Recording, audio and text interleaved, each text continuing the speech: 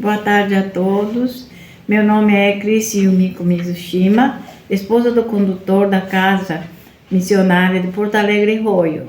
A princípio era para estar no Dendocho, participando presencialmente, porém não consegui, pois tanto o aeroporto quanto a rodoviária estão com restrições.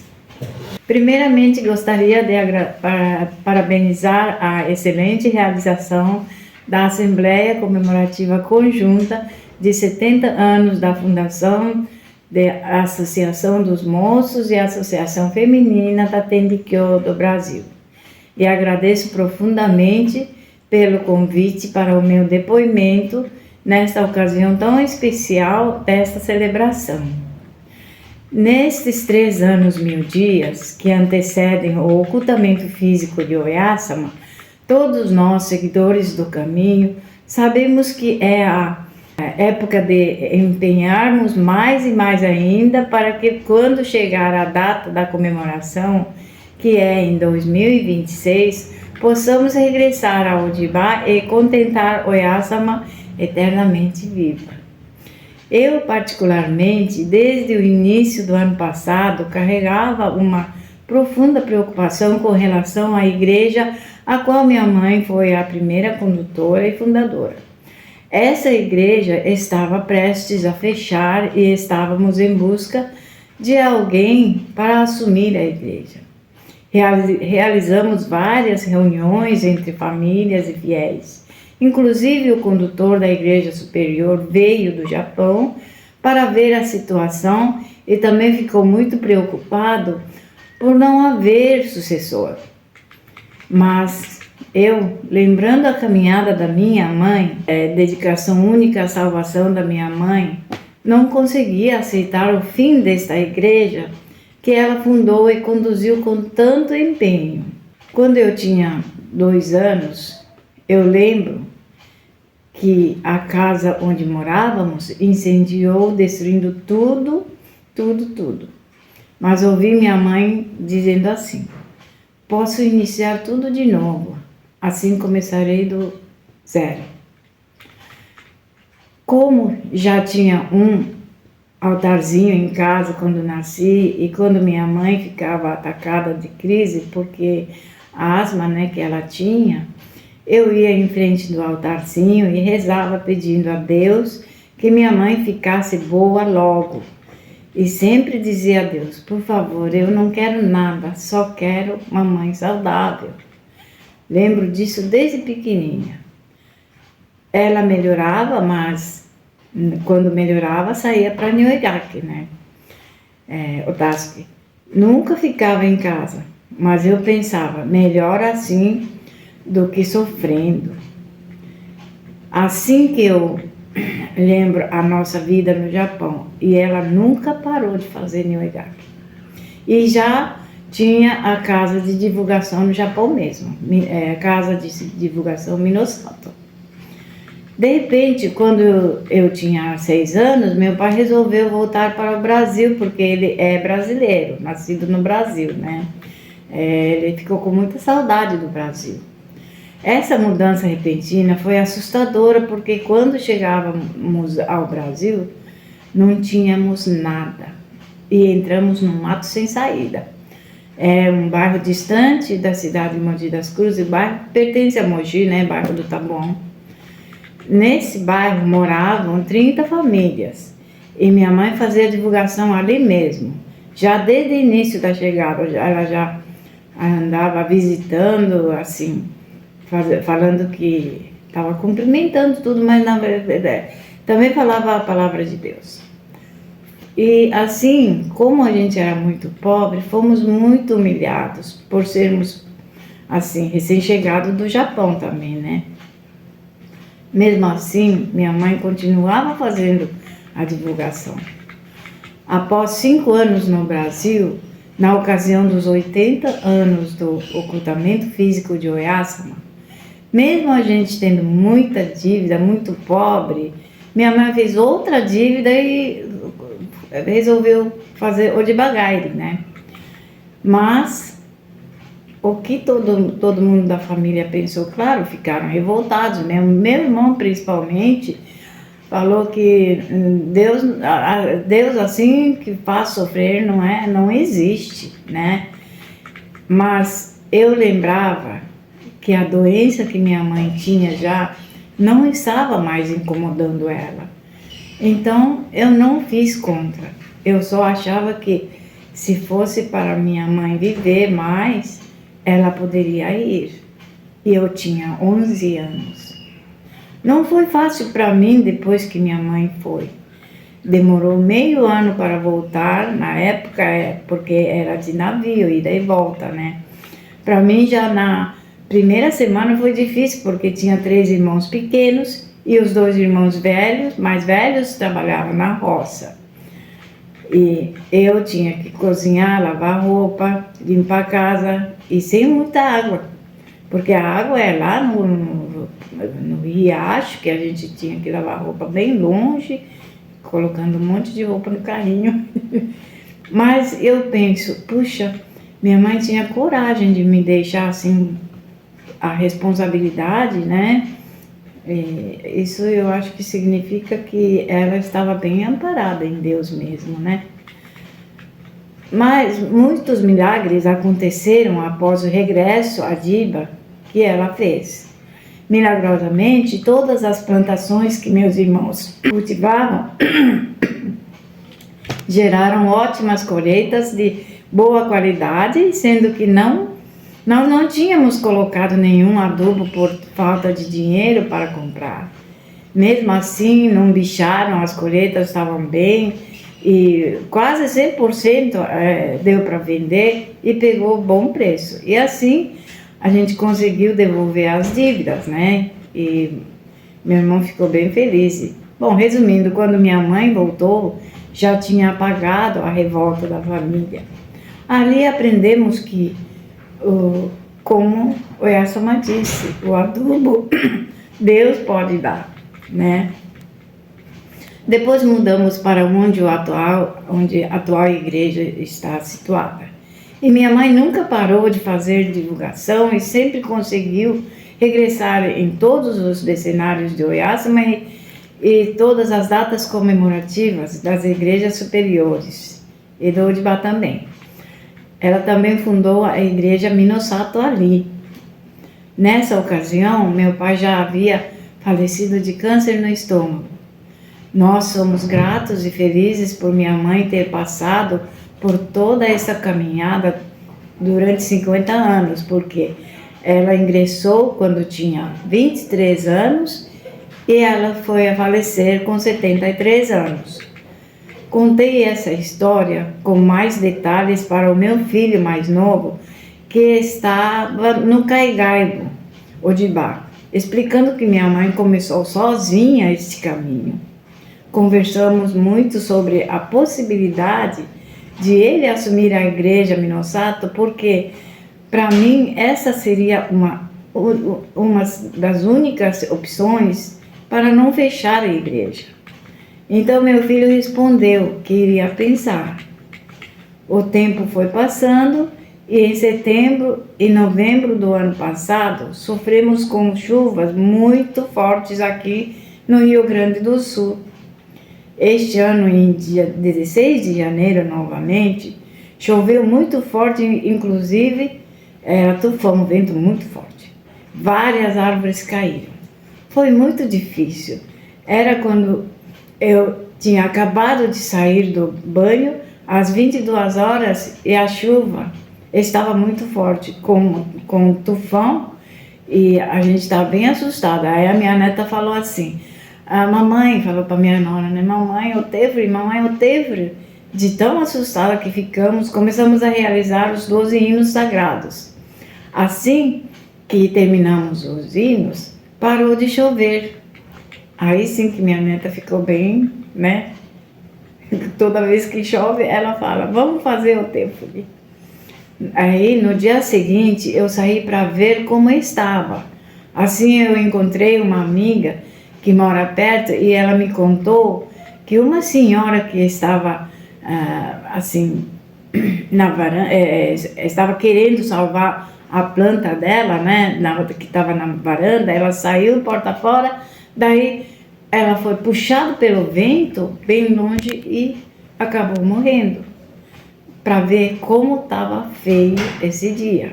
Nesse dia, no pátio da minha casa, entre a casa missionária e a casa dos fundos, caiu uma caixa d'água de 1.000 litros, porque ela estava vazia, mas é do prédio vizinho que veio, né? E o vento carregou. Aí, assim, bateu em 2 telhas e depois caiu no pátio. Então não houve grandes danos, né? É assim que aconteceu. Mas quando, no dia seguinte que eu saí para ver como que estava a rua, né? Aí eu avistei as 2 árvores, uma de um lado da rua, a outra do outro lado da rua.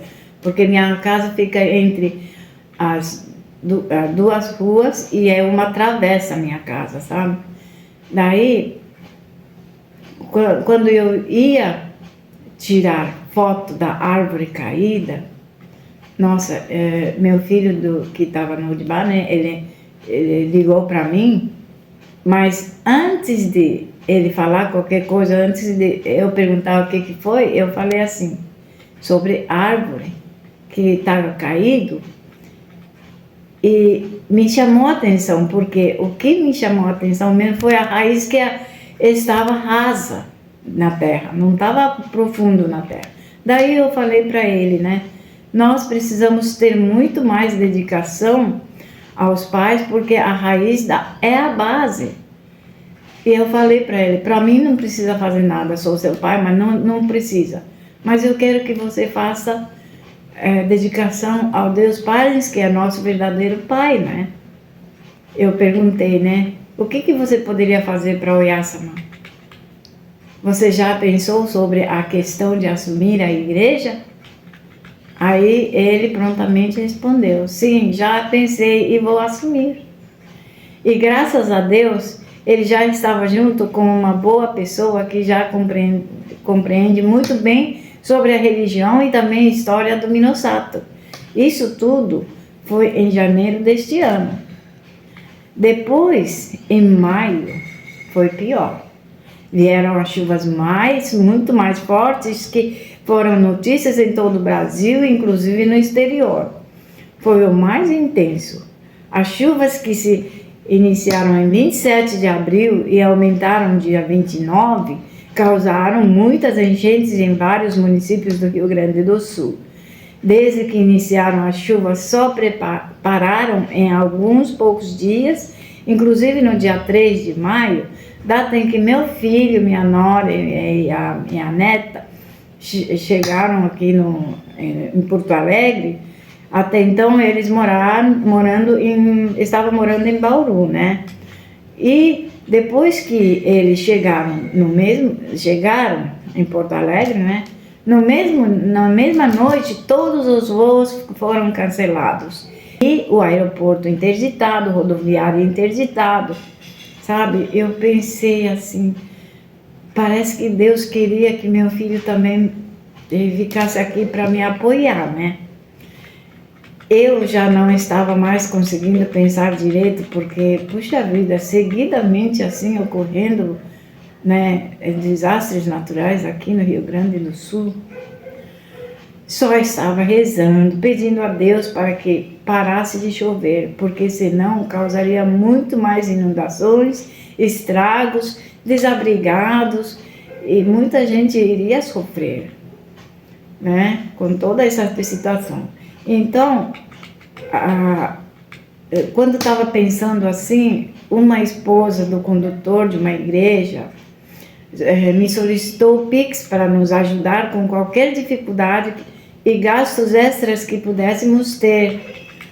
Assim, nós fizemos uma reunião rapidamente e concordamos em receber contribuições financeiras pelo Pix para ajudar a intermediar nas compras de produtos e levarmos aos locais em que mais estavam precisando. Fizemos uma pequena campanha de arrecadação, divulgando para pessoas próximas e também dentro da comunidade da Tendikyo. A partir disso, começaram a receber muitas contribuições rapidamente, mas a chuva não parava. temos a informação de que a metade da chuva do ano inteiro choveu em menos de 10 dias. Teve momentos que saímos para comprar ou entregar as doações mesmo em dias de chuva.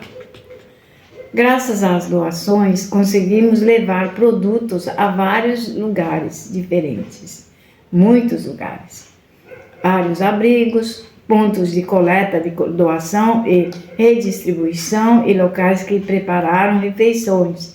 E esse centro de redistribuições, eles levaram outros municípios que ficaram realmente inundados. Por exemplo, Eldorado do Sul, quase tudo ficou água abaixo, né? Canoas, então, meu Deus, do lado direito, de quem vai para Porto Alegre para Canoas, o lado esquerdo, ficou tudo inundado. Trem parou também, claro, né? As contribuições pelo Pix foram aumentando cada vez mais, né? E assim, graças a essas doações, tivemos a oportunidade de conseguir levar esse auxílio a muitas e muitas pessoas necessitadas. Pude sentir que muitos fiéis quiseram ajudar as pessoas aqui no Rio Grande do Sul. Algumas pessoas até cogitaram vir para cá para poder ajudar presencialmente, mas não foi viável, porque o aeroporto e a rodoviária estavam em viabilidade, não sabia quando ia abrir, né? E todo mundo está falando que esse ano não vai dar. Não é fácil, né? E assim, acredito que o EASAMA nos usou como instrumento para intermediar a ajuda dos fiéis da Tendiquio aos mais necessitados aqui no Rio Grande do Sul. Nesse meio, entrei num abrigo e uma moça me chamou para conversar, talvez até para desabafar, né? E me apresentei e ela contou que tinha 5 filhos e que no início da inundação, né, elas, antes de vir para o abrigo, ela falou assim que ouviu dizer dos parentes que iam ajudar, qualquer coisa pode ligar, mas quando realmente elas pararam no abrigo, porque perdeu tudo, a casa foi arrastada, tudo, aí os parentes falaram que não tem como ajudar porque está ajudando outra pessoa. Aí ela ficou muito triste e falou, eu estou sem saída. Nisso, outra pessoa que estava nesse abrigo ouviu e disse, tu não tem o que reclamar, pois eu perdi o meu filho pequeno. Tu pode recomeçar, mas o meu filho não tem volta. E assim ela começou a chorar. Em um outro lugar, outro abrigo, que eu fui, nesse mesmo dia, fui no outro abrigo também, né? E num outro abrigo tinha um casal de senhores de idade. A senhora disse, perdemos tudo, mas estamos vivos, com vida, e vamos construir tudo de novo. Não podemos ficar assim. E essas palavras, sabe, me deu força, porque, puxa vida, fiquei um pouco com vergonha, porque antes eu tinha algumas queixas por não ter tempo para certas coisas, mas agora não. Entendi que, mesmo sendo pouco, eu tenho o suficiente para dar conta das coisas. Nesta noite, meu filho me ligou novamente, meu filho que está no Odibá, me ligou, preocupado com a situação da igreja, se tinha fiéis ainda, né? Ou se já tinha um novo local para assentar ao altar. Eu não expliquei muita coisa, apenas eu falei assim, olha, até agora não tem nada concreto, mas você pode começar de zero. Nessa enchente, muitas pessoas perderam tudo, ali não tinha rico, pobre, não tinha nada dessas coisas, sabe? Outra coisa que nessa enchente foi que todos os estados do Brasil, inclusive locais do exterior, ajudaram o Rio Grande do Sul, que ficou tudo água abaixo, né? Expliquei para meu filho essas coisas. De 497 municípios do Rio Grande do Sul, 478 foram atingidos pelas chuvas Inundações com mais de 100 mil casas afetadas. Houve 173 mortes e outros tantos desaparecidos. Todos ajudaram, todos, não importaram se é rico ou pobre, nem posicionamento político, nem religião, né? E aí eu lembrei do capítulo 8 da doutrina de Tenrikyo. Aí está escrito assim: à medida que aspiramos a acompanhar e corresponder ao seu afetuoso amor parental, torna-se impossível permanecermos inativos e indiferentes diante das dificuldades e dos sofrimentos alheios. Procuremos fazer com prazer algo que esteja ao nosso alcance, transformando em palavras e ações o desejo de que salvem de qualquer modo. Esse desejo nos levará a estender a mão orientadora a muitas pessoas, orientando as muitas pessoas. E este ato será a divulgação da fé e a salvação dos outros.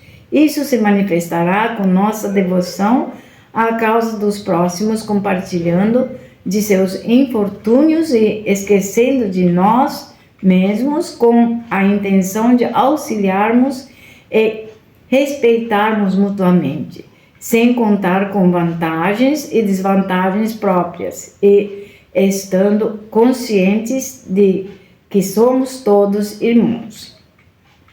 Com essa enchente, eu senti que Deus Pai está realmente apressando a salvação de todos por todos, solicitando que todos se ajudem mutuamente.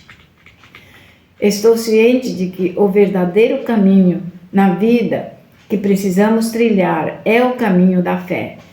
Dessa forma, tenho a convicção de que não estarei errando ao solicitar aos meus filhos para que correspondam à intenção de Deus Pai e que estamos vivendo neste mundo para salvação mútua. Assim, gostaria de agradecer profundamente a todos que contribuíram com sua ajuda, agradecendo também pela oportunidade de fazer com que esta casa missionária, Porto Alegre Roio, pudesse ser uma parte intermediária entre os fiéis da Tenrikyo e o povo afetado pelas enchentes. Agradeço também a Deus Pai em Oyasama e todos os fiéis pelo aprendizado que tivemos a partir dessa experiência.